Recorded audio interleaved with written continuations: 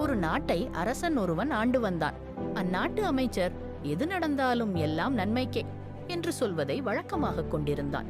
ஒரு நாள் இருவரும் பேசிக் கொண்டிருந்த பொழுது அரசன் மாம்பழம் ஒன்றை கத்தியால் அறுத்தான்.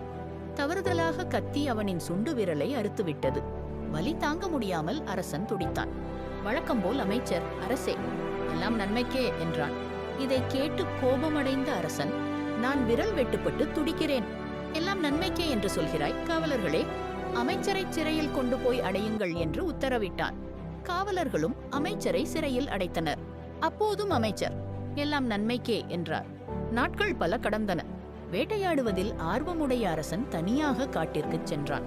அங்கே மலைவாசிகள் காளிக்கு பலி கொடுப்பதற்காக ஒருவனை தேடிக் கொண்டிருந்தனர். அவர்களிடம் அரசன் சிக்கிக் கொண்டான்.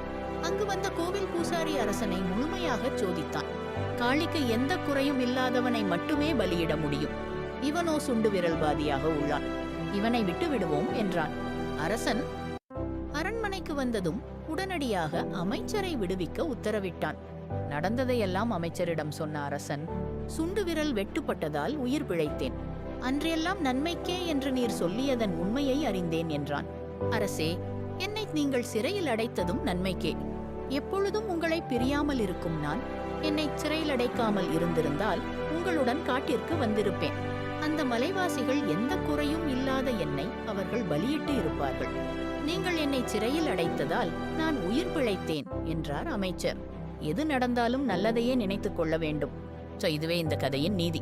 நன்றி, வணக்கம். இந்த சேனல் லைக், ஷேர், சப்ஸ்கிரைப் பண்ணுங்க.